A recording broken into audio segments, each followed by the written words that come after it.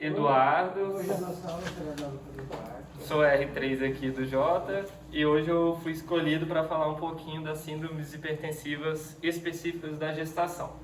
Eu já mudei o título aqui porque essa é a nomenclatura mais nova e eu vou ao longo da aula explicar por quê. Porque na hora que a gente ouvia DEG, principalmente para quem não era médico, às vezes parecia que era uma coisa só, e são várias doenças em um mesmo contexto, que é a pressão alta durante a gestação, o que torna muito mais complexo. Então aqui o primeiro slide já é para explicar o que eu vou dizer na aula. Então, o que a gente falava de DEG antes, que era a hipertensão gestacional, hoje a gente fala sobre uma síndrome hipertensiva da gestação, ou seja, qualquer pressão alta que a mulher tem na gestação, ela é classificada como uma síndrome hipertensiva, e dentro da síndrome hipertensiva a gente tem vários tópicos. Então, a paciente pode ser uma hipertensão crônica. Quando a gente vai descobrir isso? Quando a paciente já tem alteração da pressão antes de 20 semanas. No próximo slide eu já explico por que esse 20 semanas. E persiste até 12 semanas de pós-parto. Aqui a gente acha simples, mas no SUS é muito difícil, porque muitas vezes as pacientes iniciam um pré-natal depois de 20 semanas. Então a gente fica o pré-natal inteiro sem saber se a gente vai tratar de uma doença que pode ficar mais grave ou era uma pressão crônica que é até mais fácil de ser controlada durante a gestação. Qual é o valor de referência? Esqueci. 14 por 9 em duas medidas e gravidinha sempre em DLE que a gente vai medir, com diferença de pelo menos 15 minutos entre as duas medidas. Aqui a gente tem hipertensão gestacional, então vai ser aquela pressão alta que vai aparecer depois de 20 semanas. Porém, ela não tem outra complicação, vai ser só a pressão alta que a gente consegue manter bem controlada até o nascimento. Aí a gente começa com as famosas, né? A pré-eclâmpsia. O que seria a pré-eclâmpsia? A pré-eclâmpsia vai ser uma hipertensão da gestação associada antigamente a gente sempre falava proteína, né? Proteína.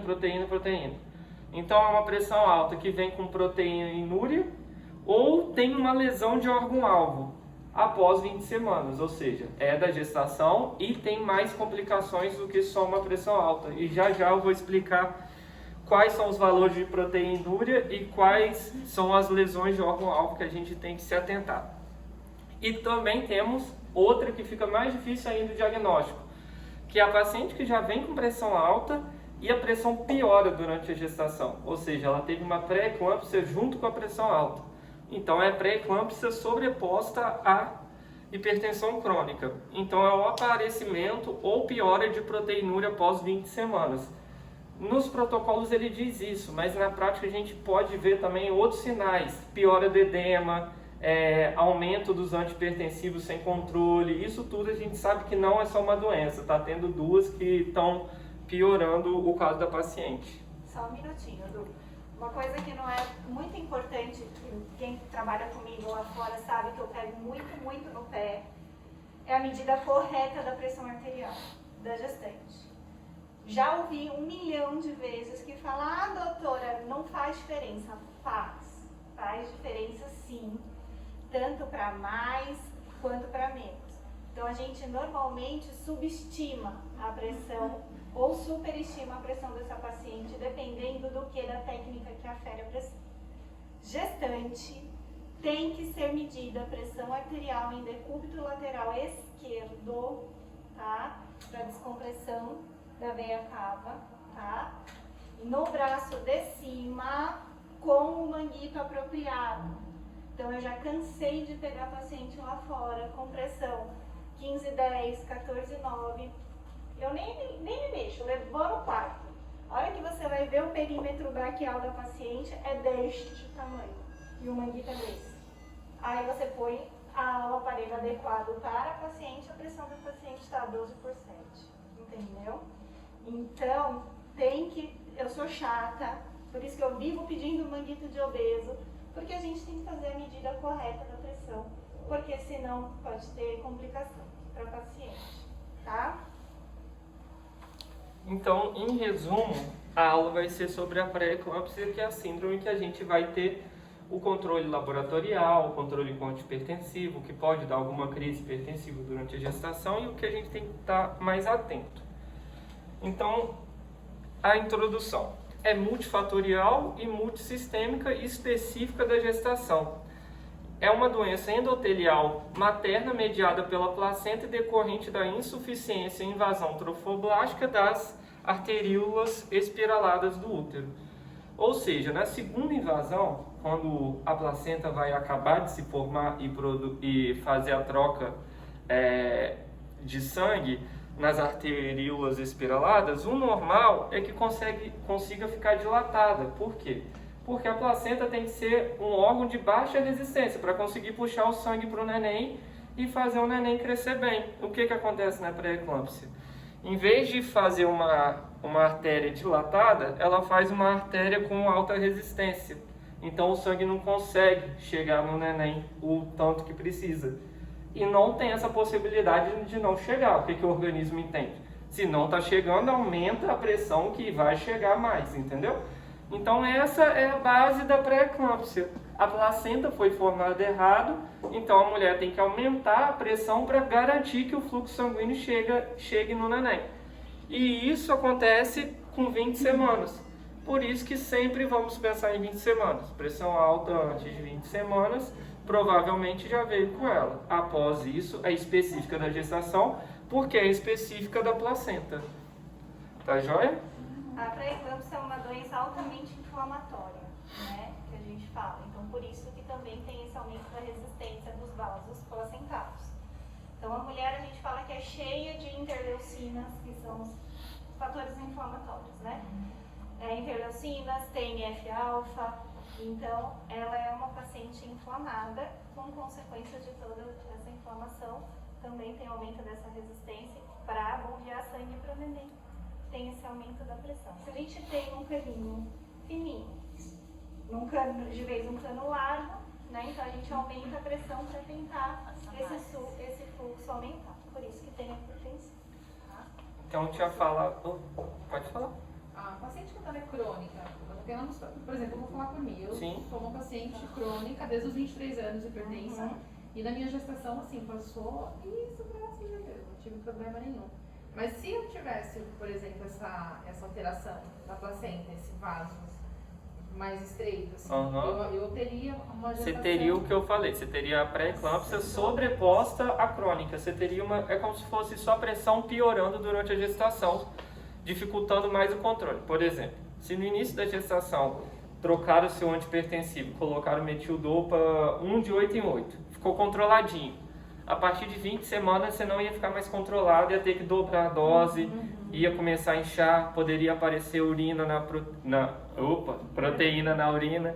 Então seria mais ou menos isso, uma piora do seu quadro hipertensivo. A gente sempre faz uma análise quando a paciente é crônica. Para quê? O certo, quando a paciente interna aqui, a gente sempre faz isso, abaixo de 20 semanas. A gente sempre pede uma proteinúria de 24 horas basal da paciente, justamente para ver o basal dessa paciente e como ela vai ficar no final da gravidez, para a gente ter essa comparação. A gente já teve caso aqui de pacientes que já tinha lesão de órgão-alvo pela hipertensão crônica, que já começava, ou pela genética, que já começava com uma proteinúria basal alterada, acima de 300. Então, ela já tinha uma lesão prévia. Então, a gente não considera a pré-eclâmpsia. Ela é uma hipertensa crônica com lesão de órgão-alvo. Aí, se durante a gestação vai fazendo acompanhamento da proteinúria e tem essa piora da proteinúria, aí a gente pode considerar uma pré-eclâmpsia sobreposta à hipertensão arterial crônica. Então, todas as pacientes hipertensas têm que ter uma proteinúria de 24 horas basal para a gente poder fazer o acompanhamento da gestação. Posso fazer uma pergunta? Claro. Quando acontece isso, é só questão assim, de idade que influencia ou já é da genética? Eu já vou falar os fatores de risco. Tem muita coisa, é quase tudo. Não, já, quase tudo. Nossa, gente. Vou. Tá, então eu não vou perguntar. Vou perguntar do carbonato de cálcio para você. Já vou falar. Já vai chegar ali. Então, aí aqui alguns nomezinhos que a gente sempre ouve, né? A lesão de órgão-alvo. O que seria a lesão de órgão-alvo? Primeiro a gente tem que pensar que o feto vai sofrer, porque a placenta não está bem formada, então a principal que a gente pode ver vai ser o crescimento fetal restrito. Então, o neném pequenininho. Se tiver pressão alta com o neném abaixo do P10, a gente já classifica como pré-eclâmpsia, porque é uma pressão que causou um crescimento inadequado do feto. Então, ao que prove ao contrário, esse crescimento está sendo prejudicado pela pré-eclâmpsia. Então, a gente vai ter o Doppler fetal alterado também. E daí excluído alterações fetais, sim. né? Trombocitopenia, então a gente vai ter uma queda das plaquetas, disfunção hepática, insuficiência renal, edema agudo de pulmão, iminência de eclâmpsia ou eclâmpsia. Na proteinúria, o que seria para a gente uma proteinúria? Seria 300 mg na urina de 24 horas ou proteína barra creatinina da urina no valor de pelo menos 0,3. Divide um valor pelo outro. Você pega o valor da creatinina Aqui não urinária. Você pode pedir é um exame de urina que vem esses dois valores, a gente divide, se der maior que 0,3, a gente classifica. Qual que são as vantagens desse exame? Não demora 24 horas. Pegou a urina, tendo valor, a gente faz na mesma hora. E outro exame também que não demora 24 horas, que também pode ser usado, é a fita de proteinúria. Não sei se vocês já viram no andar, agora a gente está tendo umas lancetinhas. A paciente urina e a gente vê pela cor quanto que tinha de proteína na urina. Aí é por quantificação por cruz, né? Tem uma cruz, 2 cruzes, 3 cruzes e 4 cruzes. Então eles dão um parâmetro, acima de uma cruz é positivo, né? Senão ela é negativo. E por coincidência, uma cruz é 300 mg. Então a gente já conta como proteinúria também. E como demora um minutinho para fazer, na hora da emergência, ou mesmo via pronto-socorro, para fazer. Então aqui quando a gente fala de uma pré-eclâmpsia com sinal de gravidade, então é aquela que vai ficar difícil o controle, a gente está colocando a medicação, mas continua com a pressão acima de 160 ou diastólica acima de 110 às vezes consegue subir as duas.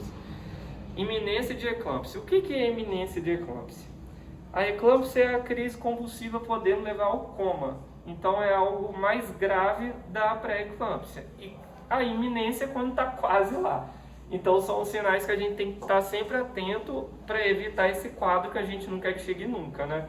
Então o que é? Vão ser manifestações clínicas do sistema nervoso central. A cefaleia, o torpor, alteração do comportamento. Não é sempre a dor de cabeça. Às vezes você olha para a paciente e ela parece estar em outro lugar. Não sabe responder, está com a visão totalmente... não presta atenção em você, não fixa a fala. Então, isso são todas alterações que a gente tem que ter em mente, que é uma iminência de eclâmpsia. É aquela coisa que você olha para o paciente e fala, ela está estranha. É aquela definição, ela está estranha, a pressão está alta. A visual, não é só os brilhinhos que a gente fala, pode ser uma vista turva, doutor, não estou enxergando direito, está embaçado. Pode ser fotofobia, ela começa a não querendo ficar no escuro. E gástrica, né? Como tem alteração hepática, a cápsula do fígado ele pode meio que distender e ela sente uma dor muito importante em estômago e hipocôndrio direito. E isso é uma das coisas que nem todas falam, mas tem algumas que falam que está com azia, que está com refluxo, que está com essas alterações gástricas que tem que ser atentado para paciente que já tem esse quadro, né? E a síndrome HELP. O que seria a HELP? A HELP, não sei se todo mundo já ouviu falar, é uma forma grave de pré-eclâmpsia. É uma pré-eclâmpsia que já está com lesão de órgão-alvo e está piorando muito. E a HELP piora muito rápido. É coisa do mesmo dia acabar com o rim, com o fígado da paciente. E com a plaqueta, que é o que prejudica muita gente, porque se a plaqueta for lá no chão, a gente fica de mãos atadas, às vezes, para indicar uma cirurgia, para fazer um parto, né? Então a HELP vai ser a presença de hemólise.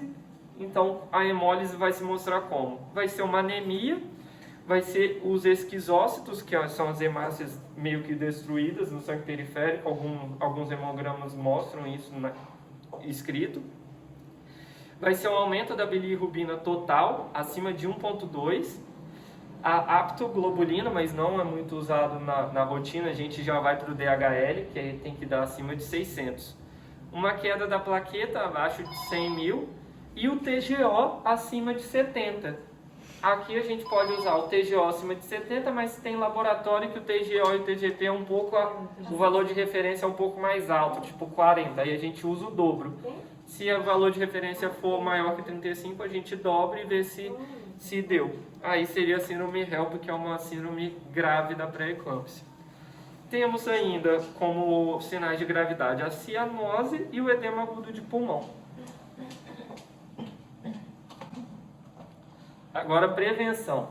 Sempre que a gente tenta prevenir algo, a gente tem que imaginar que ele vai acontecer, né? Então, em que tipo de paciente a gente imagina que vai acontecer a pré-eclâmpsia? Então, pelo Colégio Americano, ele cita essas 10 principais pacientes. Olha como que é difícil, como se enquadra muitos pacientes. Primeiro, a paciente que nunca teve filho. Então, a gente vai pegar várias, né? Paciente acima de 40 anos. IMC acima de 30. Gestação in vitro. História familiar ou história prévia de pré-eclâmpsia. Hipertensão crônica, renal crônica, diabética, lúpus ou trombofilia. O lúpus e a trombofilia, porque a gente já falou que é uma doença anti-inflamatória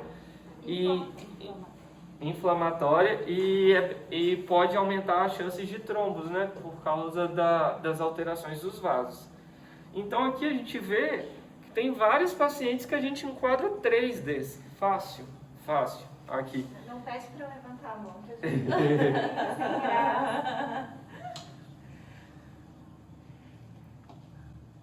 Então aqui é a prevenção. De prevenção a gente tem 2 opções que devem ser usadas. Juntas, né? Uma ou outra. A aspirina em baixa dose, 100 mg dias, preferencialmente à noite. Então a gente inicia antes de 16 semanas e a partir de 12, porque não tem estudo que comprove que abaixo de 12 semanas ela não faz mal. Então, basicamente, inicia a aspirina depois de 12 semanas até 2 semanas antes da programação do parto, para evitar também hemorragia, porque é um anticoagulante. E a suplementação de cálcio. A suplementação é mais para as regiões que as mulheres não consomem muito cálcio. Mas hoje no Brasil, todo mundo trabalhando fora, é difícil você consumir o tanto de cálcio por dia. 3 copos de leite cheio, queijo, então ninguém vai comer isso no trabalho, na maioria das pessoas. Então a suplementação é de 1,5 gramas a 2 por dia, dividido em 3 doses diárias, de preferência junto com as refeições. E longe do sulfato ferroso. Então, se o sulfato ferroso a gente usa de barriga vazia lá meia hora antes das refeições, a gente pode usar o cálcio depois que se alimentou. E por quê? Porque diminui a absorção. Ele quela, Sim. né? Cálcio ferro, ele quela o cálcio e aí não tem absorção do cálcio. Então, o cálcio, tem gente que fala para iniciar com 20 semanas. Por quê? Porque seria para prevenção da pré-eclâmpsia que começa com 20 semanas. Mas como é um alimento do dia a dia e não faria mal, tem muitos autores que falam que desde a primeira consulta do pré-natal, se for uma paciente que não tem costume de uma dieta rica em cálcio, já iniciar para manter a gestação inteira, né? E qual é a ação do cálcio? Relacionada aos vasos, para diminuir a resistência e dificultar que tenha um aumento da pressão também. Na própria musculatura lisa dos vasos, para essa diminuição da resistência. E a aspirina, por ser um antiagregante plaquetário também, para diminuir também um efeito anti-inflamatório, né? Para melhorar também essa resistência e melhorar toda essa circulação desse fluxo placentário, né? Para não ter a vasoconstrição. Então, conduta. Os principais objetivos é manter vigência. Controle da PA, então óbvio, não adianta nada a gente pedir um monte de exame e o controle da PA não for adequado. Sinais e sintomas de iminência de eclâmpsia, como eu falei, tem que ficar sempre alerta. O paciente começou a apresentar aqueles sinais, chamar para começar alguma conduta, né? Seja o magnésio ou qualquer outra que ela esteja precisando. E exames laboratoriais da síndrome HELP. que é o que a gente chama de rotina DEG. Na verdade é rotina HELP, porque aquilo que a gente precisa ver é se ela está entrando na HELP. Depois dá até para ver o exemplo que a gente tem aqui, que é exatamente isso. Então, conduta. Esse slide eu coloquei para ver o que vocês acham. De tratamento não farmacológico. Aumentar ou não o sal para paciente pré-eclâmpsia? Quem acha que é não, levanta a mão. Sempre o sal culpado. Quem acha que não faz diferença alguma? Isso é negativo. Isso é negativo.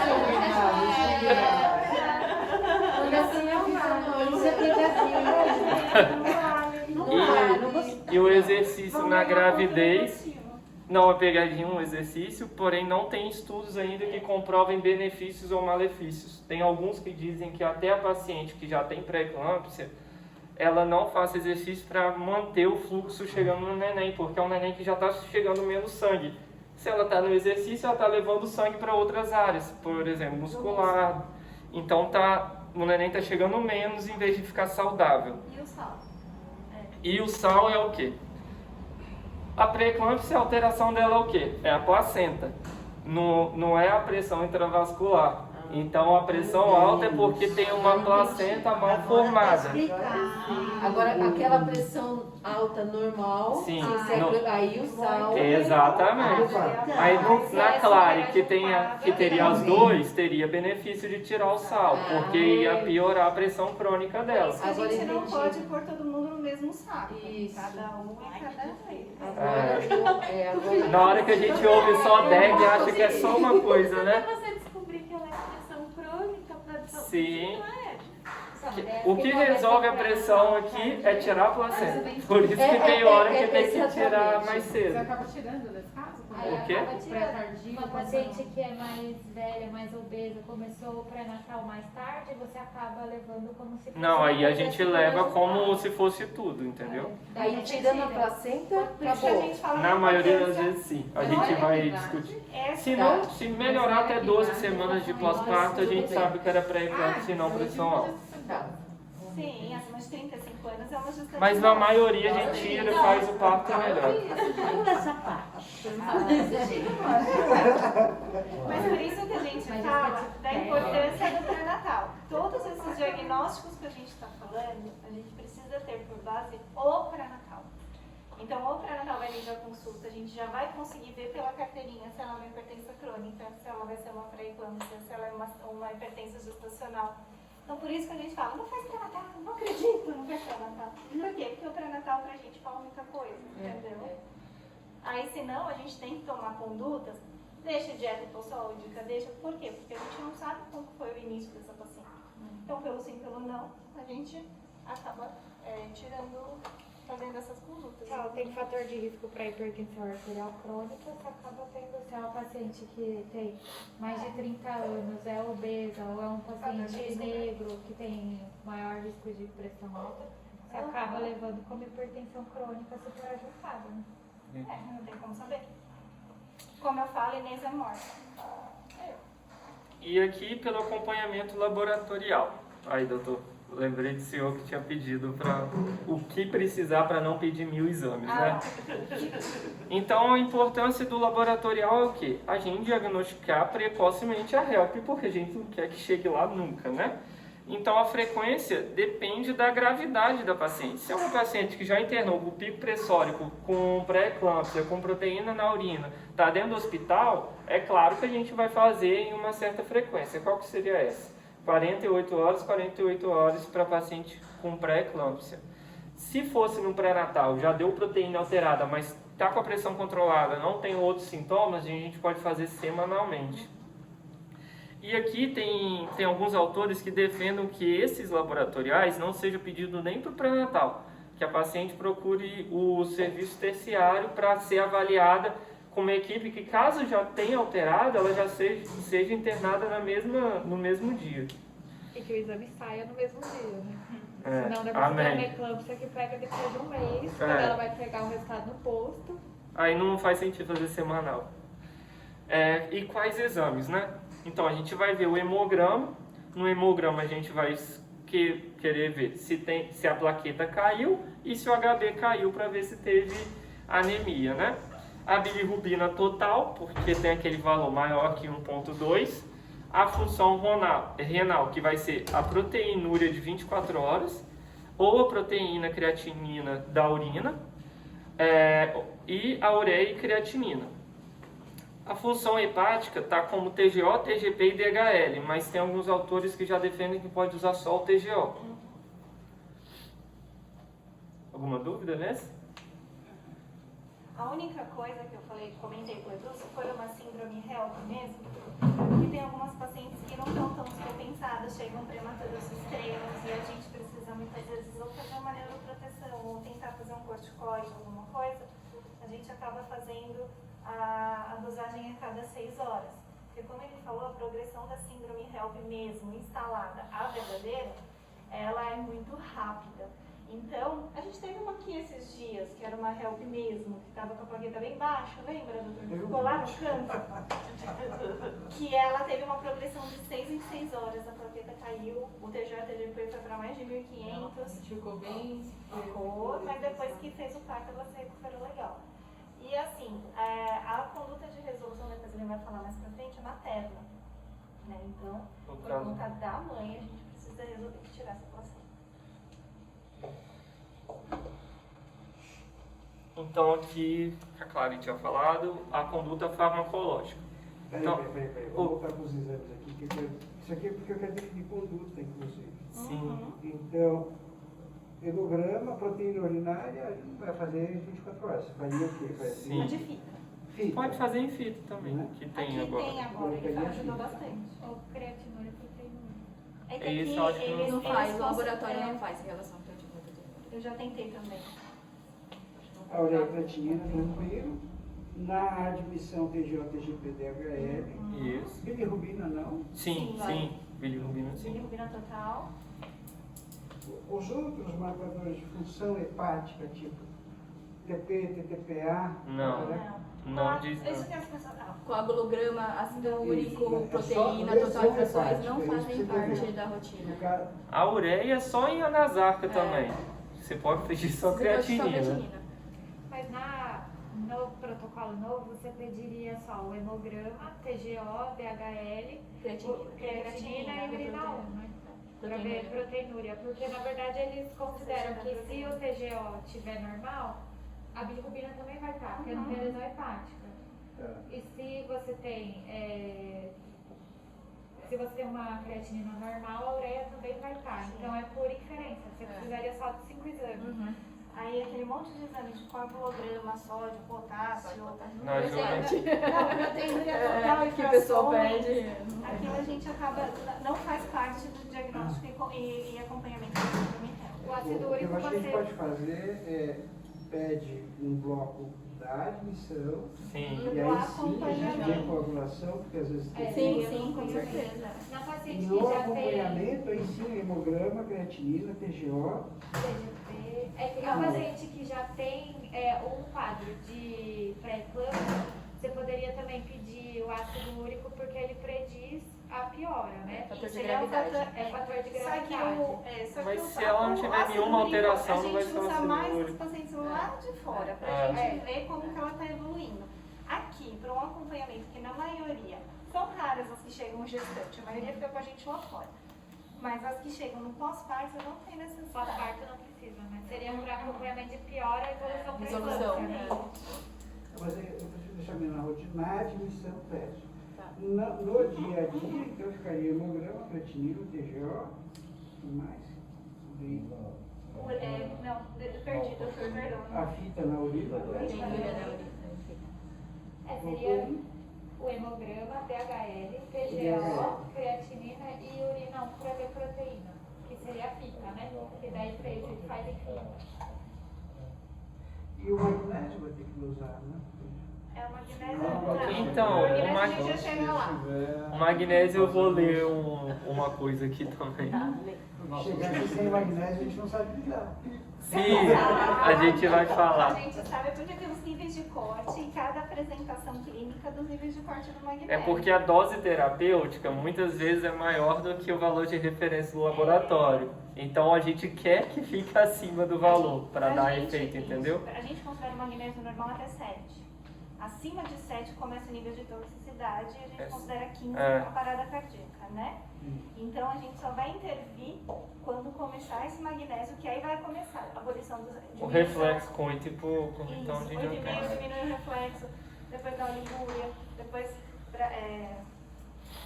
Oh meu Deus, não é bradicardia? Respiração.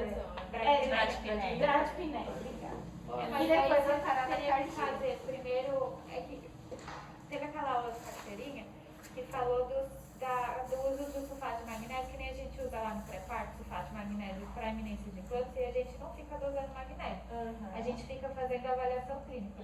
A primeira coisa que eles dizem que, na verdade, que você tem que observar é a oligúria. Se está menor do que 100, de 50 a 100 ml hora, você já começaria a pensar numa dose tóxica de magnésio, daí você dosa. Você não precisaria dosar de rotina o magnésio.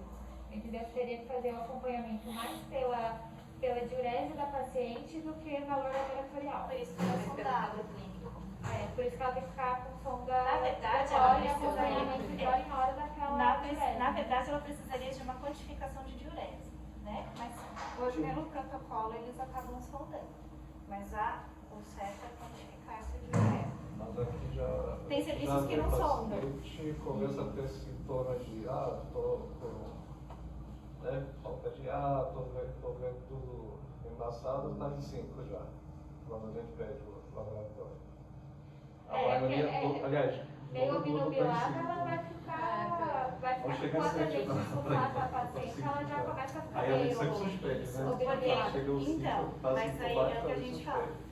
Se ela começa, ela pode se queixar de falta de ar, ela pode ficar um pouco torporosa, ela pode ter um rush malar, ela pode sentir uma sensação de temperatura quente no organismo. Fala, doutora, eu tô com quente, tô com calorão. Então, tudo isso a gente não considera reações do magnésio. Reações tóxicas, isso, do magnésio.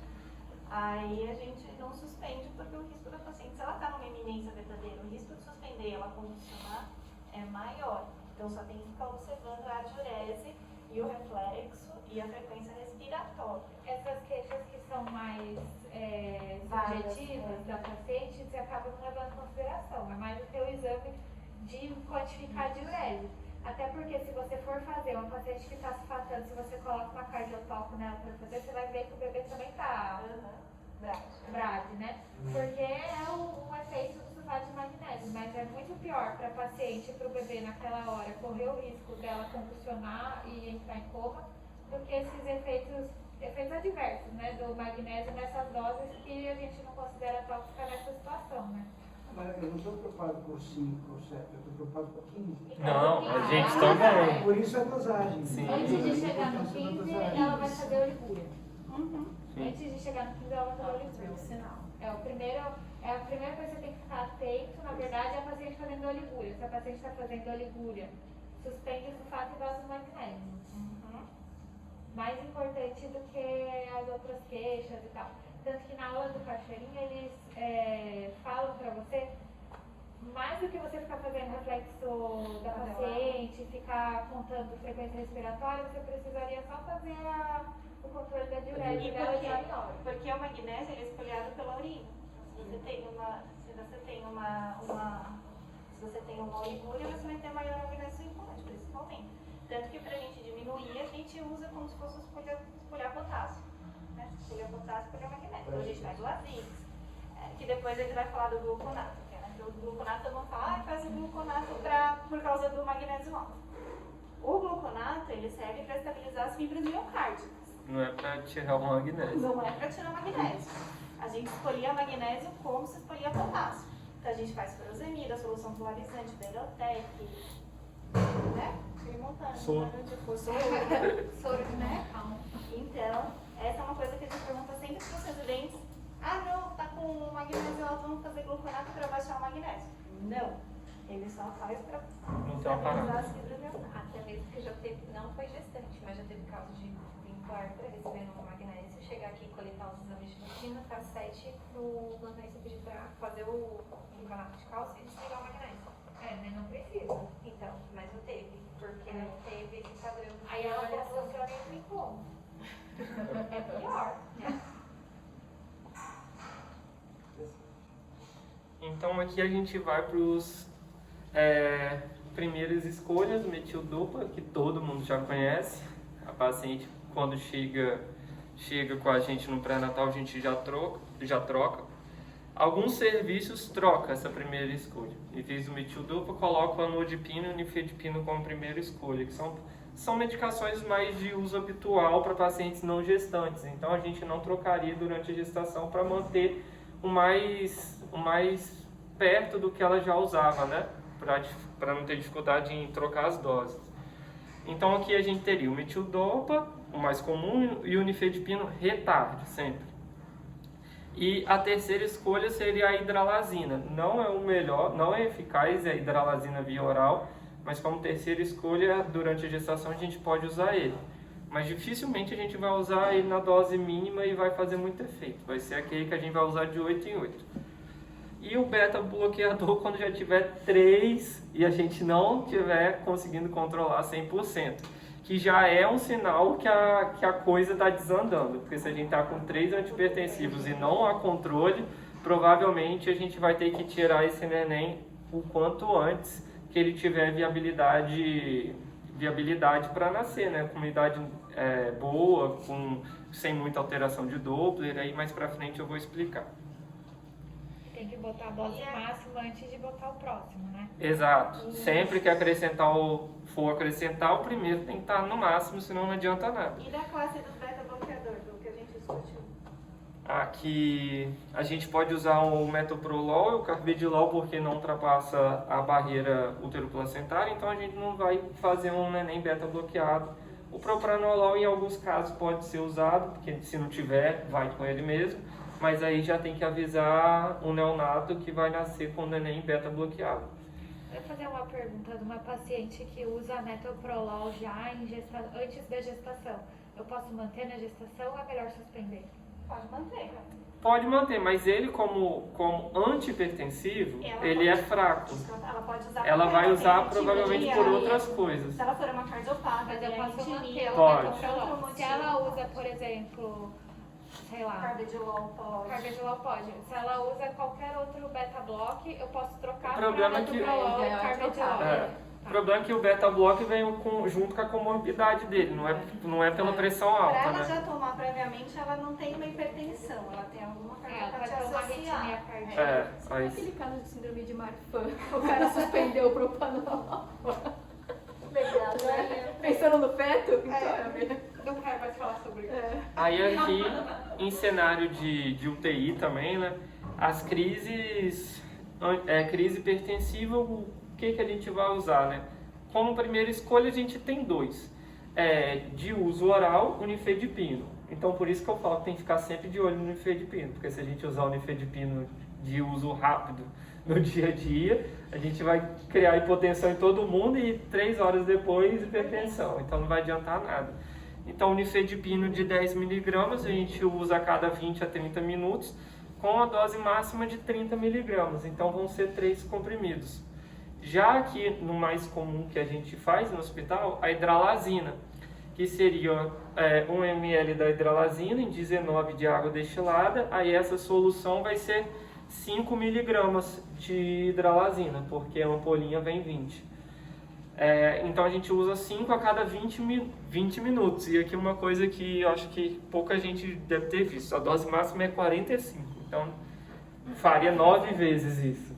E a gente fica com medo de fazer 3. 3, você faz 2, já não deu certo, eu vou rachar essa paciente aí. Então a hidralazina você poderia fazer até 9. Mas obviamente se a gente fez 4 vezes e não fez nada, provavelmente não vai adiantar o antihipertensivo para baixar isso. E aqui temos o nitroprussiato de sódio. Aí fica para UTI também. A maior dificuldade aqui é fazer uma hipotensão rápida e causar um hipofluxo no feto e criar um OF. É tudo que a gente menos quer. Porque seja com ele ou com qualquer outro, com o uso de droga errada, em dose errada, a gente faz a pressão que estava 18 e para 11 e vira OF na nossa cara por iatrogenia. Ou DPP. Ou faz uma AVC. Também. Em tese, se o problema está na placenta, sempre você controlar essa pressão, você vai. Vai. Por isso que a gente Sim. tira prematuro. Por isso que faz o prematuro. Normalmente, se chegou ao nível do nitroprusiato, Já é para tirar. Aí faz no pós-parto, né? Não no pré. É. Isso o nitroprusiato normalmente a gente resolve e faz o nitroprusiato pós-parto. Porque Isso além é de pé. Ele vai se endurecer. Eu acho interessante porque a abordagem das drogas é completamente diferente da visão do clínico. Sim. Nifedipina, a gente chega até 80 miligramas. Fácil, né? Frouxo, fácil. Aqui é Sem 30. nenhuma dificuldade. A metildopa é uma droga que, em particular, a gente não gosta muito, porque o efeito bom dela vai ser daqui a 5 dias. No mínimo 48 horas para fazer efeito. 5 dias. Por isso que a gente vê gente assim, chegou com pressão alta, vou dar 2 metilduplo, não adiantou nada. E tem gente que faz isso. Vai ficar tudo bem. Né? Mas eu acho A enfermaria vai interessante estar porque a ótima. abordagem que vocês têm já é para evitar que essa pressão seja corrigida muito rapidamente. Exatamente. Já é uma prevenção. Que a gente já tem que lembrar que é um neném que recebe pouco sangue. Se baixar rápido, já Já era. é uma placenta que não É presta uma muito. estratégia bem interessante, realmente. É isso, a gente estratégia sempre- da escolha. E eu já vi bebê fazer o F por conta disso. De baixar muito rápido. Desespera. Ai, tá com, a paciente está com 17, 12 de PA, não sei o quê. De repente você olha no monitor, a paciente está com 12,7 de PA. Eu não coloquei aqui porque fica mais específico, doutor, mas tem alguns estudos na GO que eles falam para sempre custo-benefício. Tem estudo que comprova que se você usar um antipertensivo numa paciente limítrofe, ali no 15,9, 14,9, o neném nasce mais com menos peso do que se você não tivesse usado pela doença. Então tem autor que defende que deixe a pressão alterada, porque é um modo de defesa da mãe gerar o suprimento para o neném, do que você... Mas a impressão que eu fico Mas é isso. hipertenso vai ser melhor. Já tem autor que defende isso, que a gente só entraria com antipertensivo em hipertensão grave. Emergência hipertensiva. Acima de 16 a gente tentaria manter, mas é porque são recentes os estudos, estão tentando comprovar isso, qual que é mais benéfico para o feto, mas o caminho está sendo que uma pressão 14,9 seria muito melhor do que abaixar ele para 12 e usar um antipertensivo durante a gestação toda. Você só trataria acima de 15 e 10. né? Isso. Então, a maioria das pacientes que a gente trata que chega no pré-natal com 13,9, 14,9, Não, você está prejudicando. Faria um controle mais rígido ali das medidas e tal, mas só medicaria se subisse acima de 150%. Seria... Mas isso ainda é estudo, não é? consenso. Não Então, tem por enquanto, comprovação. medica. Por enquanto é acima de 140, 90. Sublingual vocês não usam nada, né? Não, por causa da ação rápida. Então a gente É, não... pensando- Mas vocês usam endovenoso. Não, mas puerpério. Ah, tá, o hidralazina. endovenoso. Mas é porque a hidralazina a gente usa ela diluída. Danada. É 1 em 19. É 1 ml em 19. 20. É, Faz 5 ml. Então a dosagem é muito é baixa. muito baixo. E aí, por exemplo, normalmente, se você tem, igual aqui a gente tinha uma paciente com 15,10 de PA, pediu para fazer 5 ml de hidralazina, no máximo vai para 15,9, 14,10. Não Então, mexe muita coisa. não baixa muita coisa por causa da diluição. Você está dando hidrolazina pro médico. É pra Já, gente. já. A nossa Sim. como fortalecimento. Exato. Porque o Adalate, para quem não sabe, o Adalate sublingual, acho que obrigado. Era uma coisa que se usava muito no passado, Ah, da gotinha que o senhor falou? da gotinha sublingual, quer dizer, baixava muito. Só que fez muito AVC em muita gente. A ponto do CRM proibir o uso do Adalate sublingual. Você vê como era uma coisa tão habitual. Chegava com pressão alta para o socorro, o Adalate sublingual, você estava na cadeira. Deu um monte de AVC isquêmico. E assim, tem outras drogas que a gente usa sublingual, não tem, a gente usa O captopril sobre igual, tem um efeito bom. O propranolol sobre igual tem um efeito bom. Não é tão tão rápido que baixa, mas funciona. No puerpério não tem problema, essas drogas. É porque o captopril não usa na gestação. Só puerpério. Arranjado ao TI, né? Aí não. Nasceu e. Mas é uma coisa que eu pessoalmente tenho medo por conta do histórico que a gente teve aí com a nifedipina. Eu tenho uma certa preocupação com essas outras drogas. Mas pegava a ampola e botava tudo igual ou era uma Não, era uma cápsula. né? Era uma cápsula. Você furava a cápsula e pingava 2 gotinhas sobre igual. Mas aí quando era sublingual, é submucosa, né? Só que aí a gente botava na língua para deixar o efeito era rápido. O efeito era muito rápido. Por isso que tiraram e deixaram só comprimido agora. Por isso que só tem comprimido. Tem retarde aí. Ainda é tarde, porque é bastante. Aqui eu vou falar só um pouquinho do tratamento e a prevenção, né, da eclâmpsia. Então, naqueles sinais de iminência de eclâmpsia que a gente vê que são reais, vale a pena sempre fazer o sulfato. E aqui também, num pico pressórico que a gente não consegue controlar, a paciente já está tomando antihipertensivo, aumentou a PA para 16,10. A gente também assume que tem utilidade entrar antes de abaixar a pressão com sulfato de magnésio para evitar convulsão. Então, a paciente que já está em uso de antihipertensivo e a pressão parou de ser controlada e subiu, a gente faz o sulfato para proteger. Aqui a gente tem 2 esquemas. O principal que a gente usa hospitalar é o Zuspan. Por quê? Porque tudo é V, né? E depois deixa na bomba, não tem muito trabalho. A gente vai fazer 4 gramas EV em 20 minutos. Aí depende, você pode diluir para fazer na seringa. E alguém vai ter que ficar com a seringa 20 minutos fazendo 1 ml hora, 1 ml minuto, o R1. Ou a gente coloca para fazer um sorinho de 100, já que são 8 ml só de sulfato, e faz 300 ml hora que vai dar no mesmo. E depois faz a conta para dar 1 grama EV por hora. Qual que é a importância disso? Muito plantonista, não sei se no passado tinha esse protocolo diferente, usa 2 gramas hora. E 2 gramas é a dose máxima. Se a pessoa convulsionar com 2 gramas, não é o que você fazer, porque a dose já está muito alta. Se você faz com a dose correta, que é 1 grama, se você vê que convulsionou, você pode fazer 2 gramas em bolos e aumentar o BIC para 2 gramas hora. Se ela sair da convulsão com esses bolos que você fez de aumento da dose, você não precisa resolver. Você pode manter a paciente estável com essa nova dose, entendeu? Então a gente tem uma carta na manga usando essa dose. No cachoeirinho faz 2 gramas, 2, né? Direto já. O Leonor faz 1 grama. E o Prichard seria mais para pacientes, é quase só para isso, paciente que vai ser removida. Por quê? Porque é IM. Então você faz 5 gramas IM a cada 4 horas. Então consegue transferir para um hospital para o outro, mantendo o nível de sulfato. Eu acho que aqui ia ter aquelas doses de... Eu não botei.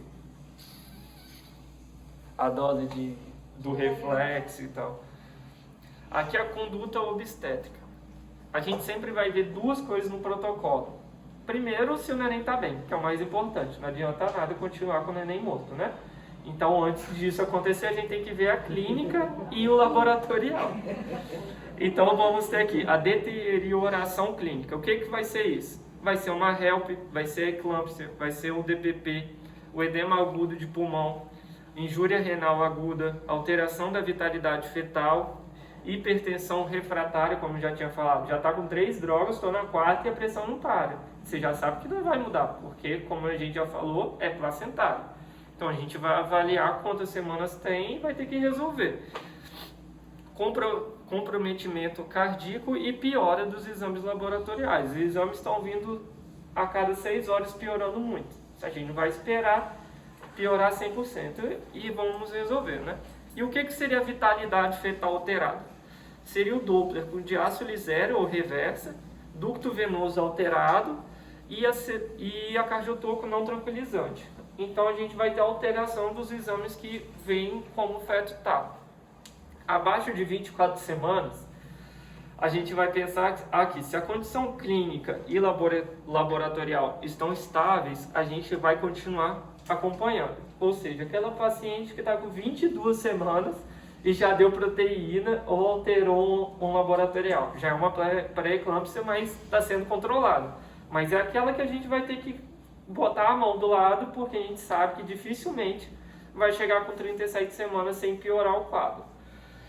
Aí, se tiver menos que 24 semanas, mas já tiver alteração da vitalidade ou dos exames, considerar a interrupção da gestação por via vaginal, porque não tem por que fazer uma cesárea onde não há viabilidade e onde há mais risco para a mãe, porque se é uma doença que causa hemólise, que causa queda de plaqueta, a gente vai entrar numa cirurgia com mais risco da paciente para UTI logo em seguida. Aí aqui ele divide de 24 a 34 e depois de 34 para cima, mas a base é a mesma, tanto que esse protocolo junta de 24 até 37 semanas. Por que 37? Não há benefício de paciente com pré-eclâmpsia é passar de 37. Chegou a 37, está excelente, a gente já começa com parto, que não necessariamente seja cesárea. Isso é um erro que perpetua que pré-eclâmpsia tem que ser cesárea, e não é. Não, a maioria do benefício mesmo da paciente é o parto normal. Né? Lembra que essa paciente é uma paciente inflamada, né? Como a gente já tem alteração, tem TNF, tem interleucinas, então é inflamada.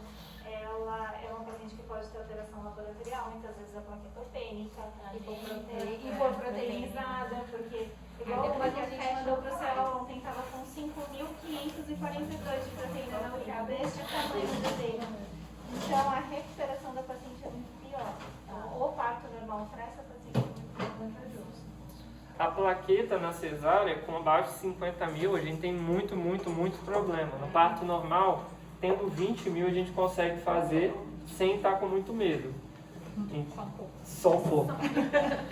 Não, a gente não sabe. O medo, mas vai com medo. O problema é que com 20 mil não dá para fazer nem com medo a cesárea. Então aqui a gente vai ter sempre duas linhas, né?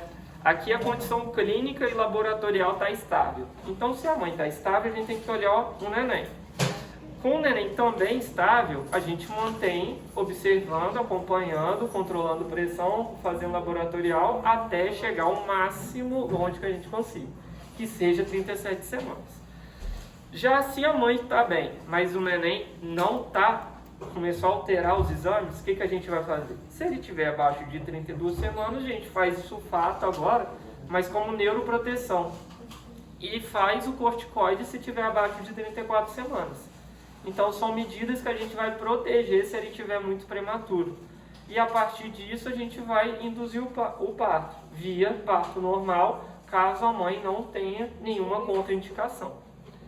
Aí agora a gente vai para o outro extremo. A mãe está começando a piorar. E como a gente sabe, a doença, apesar de ter repercussão materna e fetal, é por causa da placenta. E se está piorando, tem que tirar a placenta. Então aqui a gente vai ver. Se tá piorando, se a mãe está ruim com o laboratorial e clínica e a vitalidade fetal alterou, parto cesárea. Por quê? Porque não tem o que esperar. A mãe e o neném estão ruins, então é uma emergência. Se a vitalidade fetal está preservada, aí é mais difícil ainda. Por quê? Porque o neném está preservado, mas a mãe está começando a piorar. Aí é onde nasce a cesárea que a gente não quer pagar para ver. Porque muitas vezes, se ela não está em trabalho de parto, não tem dilatação, será que vale a pena esperar 30 horas, 24 horas para ela entrar em trabalho e ver se ela vai estar bem daqui 24 horas? Então aqui é a hora da cesárea que a gente indica por não querer pagar para ver se consegue fazer um normal. Mas ao pé da letra, não estaria errado iniciar a indução do parto. E acompanhando a mãe com exames mais rápidos, né? Com a frequência maior. Então, sempre que o protocolo se resume nisso. Vê a condição materna, vê a condição fetal. As duas boas, acompanha até o máximo que conseguir. Uma só alterou, ver se essa alteração é pequena a ponto de manter o neném mais tempo, ou se é uma alteração que precisa tirar o neném com a placenta para resolver a doença. É basicamente isso o protocolo. Aqui eu fiz só um slidezinho, porque a gente fala de HELP, muita gente só ouve DEG, né? Na área da obstetrícia a gente fala muito na HELP, com medo da pré-eclâmpsia chegar lá. Então o que é a HELP? É uma forma grave de pré-eclâmpsia. Temos a disfunção endotelial, que se manifesta principalmente pela ativação da coagulação e pela disfunção hepática. Possível se apresentar, isso é o mais importante, possível se apresentar clinicamente com pressão arterial normal ou sem proteinúria. Então, esse é o problema da HELP. A paciente que tem uma pré-eclâmpsia, por exemplo, com alteração de um órgão-alvo só, tem alteração só da plaqueta, por exemplo. Ou outra, uma mais até complexa aqui, porque a gente esquece. Se a alteração é da placenta, o neném é restrito, eu já falei que a gente pode considerar uma pré-eclâmpsia. Então, aquela paciente está 13,9, 14,9 no limite, ela pode gerar uma HELP diante da gente sem a gente perceber. E por isso que a gente falou da rotina que o senhor anotou. Então, o que seria a HELP? A HELP é a sigla. É a hemólise, elevação das enzimas hepáticas e a plaquetopenia. Como a gente vai diagnosticar? Sempre laboratorial. Então vai ser a rotina que a gente vai pedir e vai vir uma dosagem de bilirrubina acima de 1,2. O DHL maior que 600, o TGO acima de 70 ou o dobro do valor de referência e a plaquetopenia abaixo de 100.000. E o protocolo é o mesmo da pré-eclâmpsia, já que ela é uma pré-eclâmpsia de forma grave. Tendo vitalidade, espera junto com a mãe. Se é uma HELP que você está vendo, um exame de 6 da manhã está 1, meio-dia já piorou, a gente não vai esperar, né? Então a gente já indicaria o parto, nesse caso o cesáreo, porque a HELP é difícil esperar para mais de 24 horas para entrar em trabalho para ver como a mãe vai ficar, porque é uma síndrome que evolui muito, muito rápido. E no puerpério, quais são as principais importâncias do puerpério? O controle laboratorial a cada 24 horas, vamos pedir um hemograma, o DHL, o TGO, creatinina plasmática. O acompanhamento até melhora da função hepática e elevação da plaqueta. Já tem lugar que fala, aumentou a plaqueta e está urinando bem, sinal de remissão do quadro. Avaliar sulfato de magnésio por 24 horas pós-parto, que é uma coisa importante, que tem lugar que entra com sulfato, nasceu, suspende o sulfato. Isso não ocorre porque a partir do nascimento tem risco até de 48 horas de ter convulsão. Então a gente mantém o sulfato na mãe por 24 horas. Monitorização da PA a cada 4 horas, ou se precisar com uma frequência maior, dependendo do quadro prévio que a mãe tinha.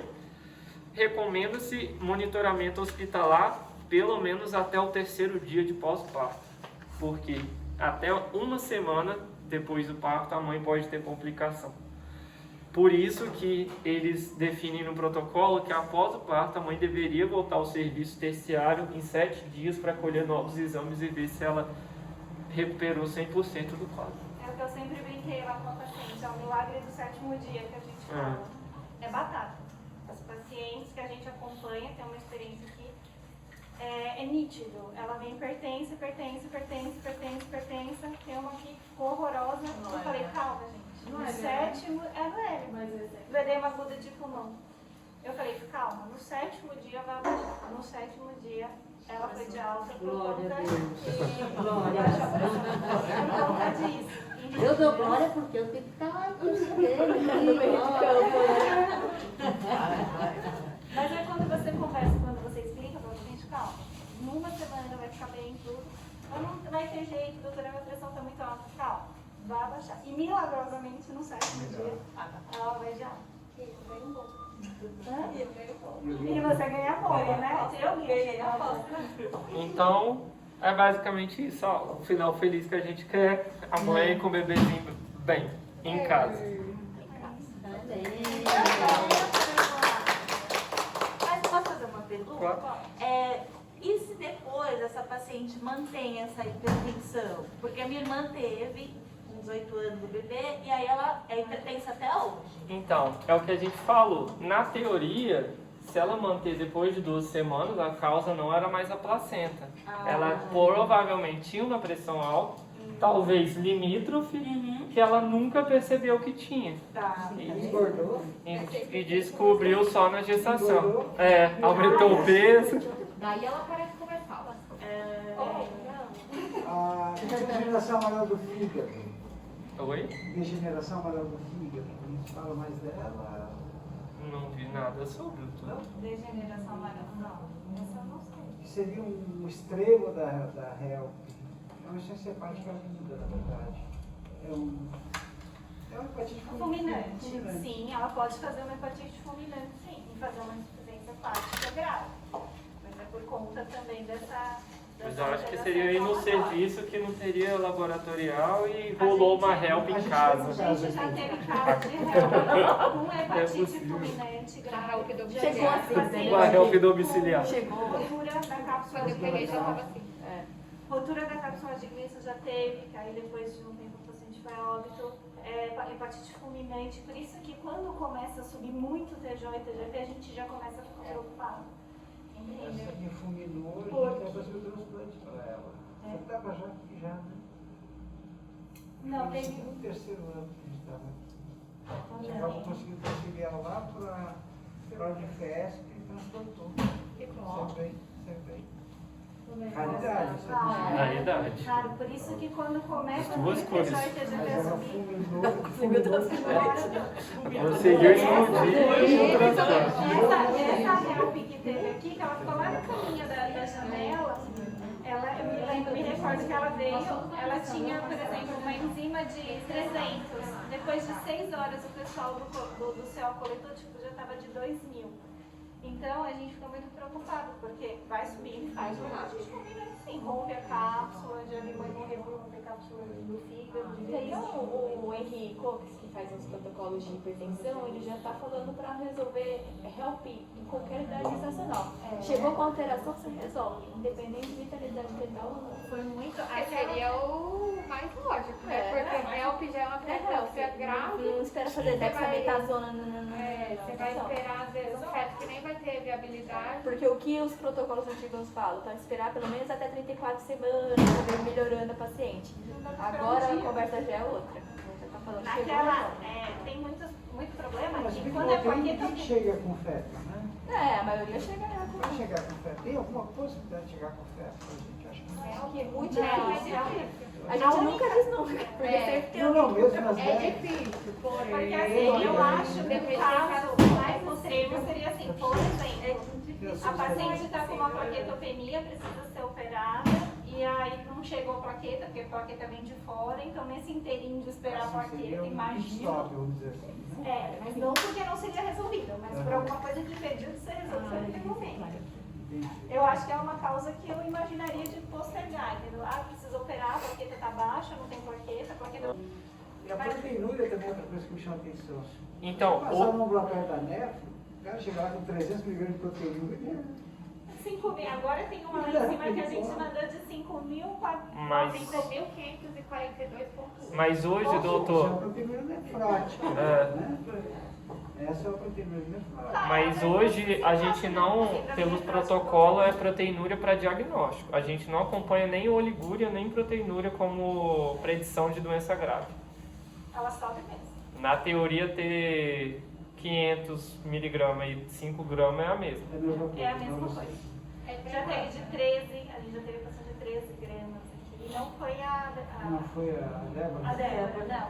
O que piora, na verdade, é que uma paciente que está tendo 5 gramas de urina na Urina, 5 proteína. gramas de proteína na urina, vai ter uma recuperação, se for para uma cesárea, muito pior do que uma que está com 300 miligramas, né?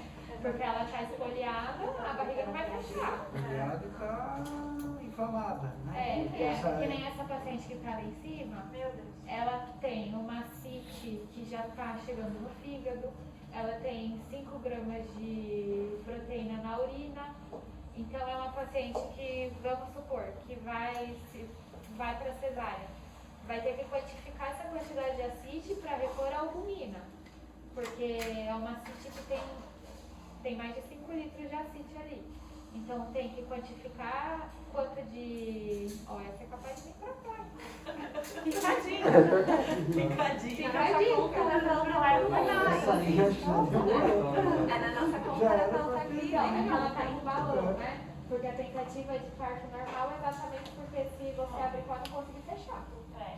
Né? Por causa da Não só por causa da CIT, porque ela tem uma hipoproteína, a albumina dela está abaixo de 2. Então você faz uma cirurgia numa paciente que tem consumo proteico, como é que vai fechar depois?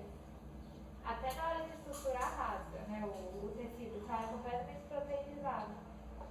Mas eu acho que é o que vai acabar acontecendo. Proteinúria é inflamação hipodrócito, né? A princípio é inflamação hipodrócito dos dois. Então, quanto mais proteinúria, mais inflamação renal você tem. Isso é diretamente proporcional. Agora, a proteinúria abaixo de 1,9 eu reponho, porque é isso que você está falando. O doente não desincha, ele não urina, porque não tem intravascular dele. Ele está desidratado e inchado, normalmente. Está tudo fora do leito vascular. Exatamente. Então, abaixo de 1,9 eu reponho. Albumina, senhor disse. Essa paciente, por exemplo, que tem uma proteína de 1,8, 1,9. albumina. Albumina de 1,8, 1,9. Seria uma paciente, por exemplo, candidata a, se tivesse que operar, fazer albumina antes de operar ela? Ou é sobre Faz antes. Então, porque assim, você operar um paciente que está desidratado, que tem ascite, que está proteinizado.